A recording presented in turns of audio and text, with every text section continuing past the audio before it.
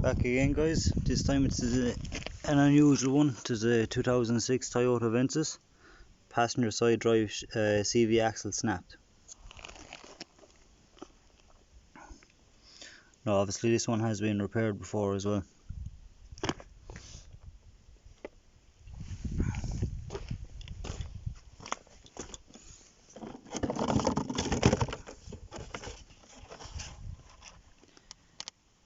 That is the replacement part number. This is for the 1.6 petrol engine.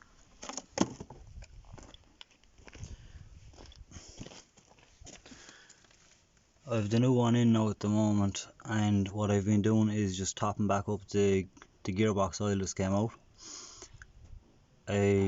About a litre is what came out.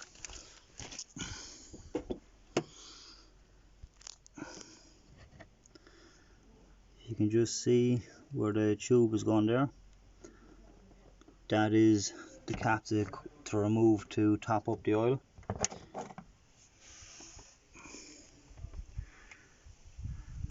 It's a size 24 nut.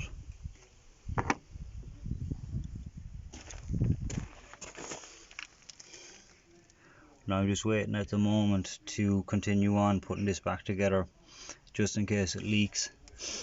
Best to know now, rather than putting everything back on and taking it off again. The procedure through removing the CV axle: first remove the wheel.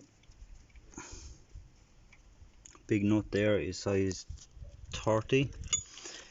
The one that was on this was multi-splined. Just taking it off the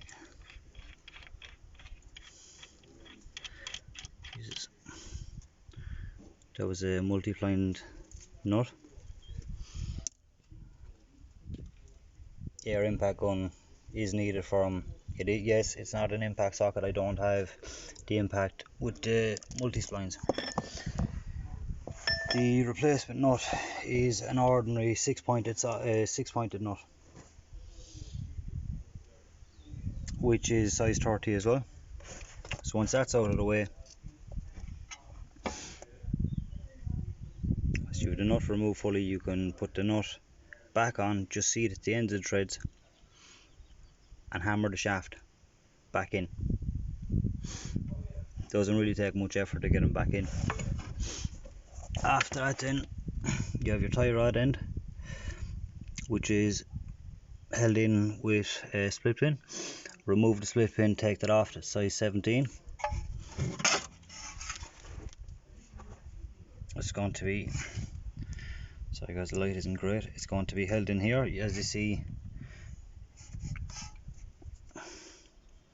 They are tapered, so put the nut back on then again. Put the castle nut right to the top of the stud.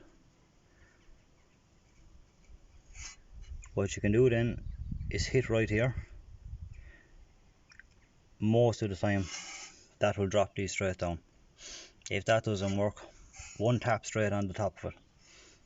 That's it, they'll pop down.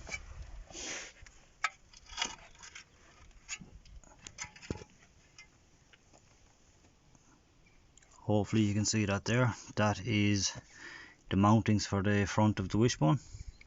There's two 17 nuts and a 17 bolt. Just take them out. Then that will allow this whole piece to be moved out of the way.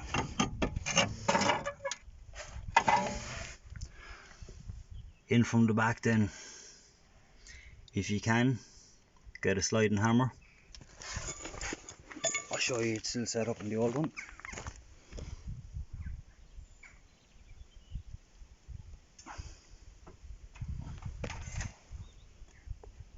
Because there's a retaining ring here and you must pull that free.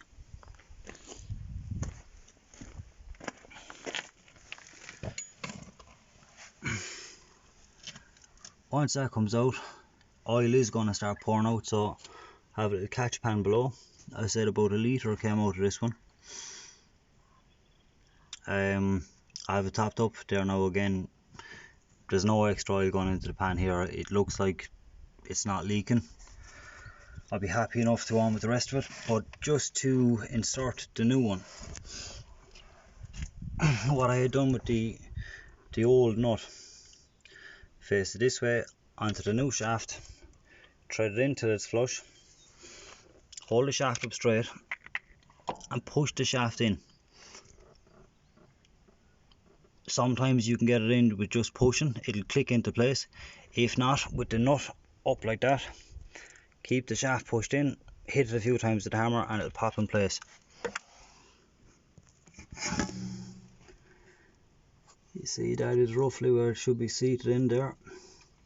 And just to make double sure it's seated in where it should be, catch onto it and give it a few pulls. If that's seated where it should be, it will not come off with just your hand. If it's not seated at all, that just would have fallen back out.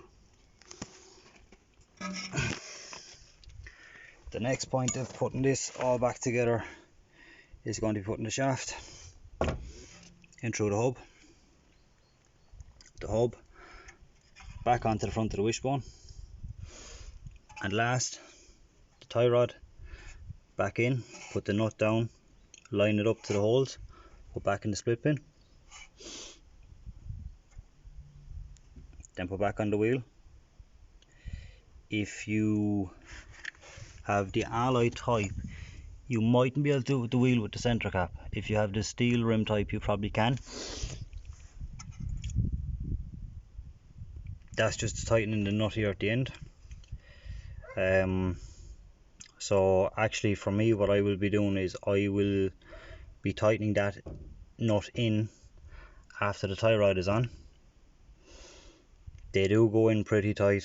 Air impact if you have it, if not, a long power bar will do it. Then just put the wheel back on. They are size, I think they are size 21s, I think,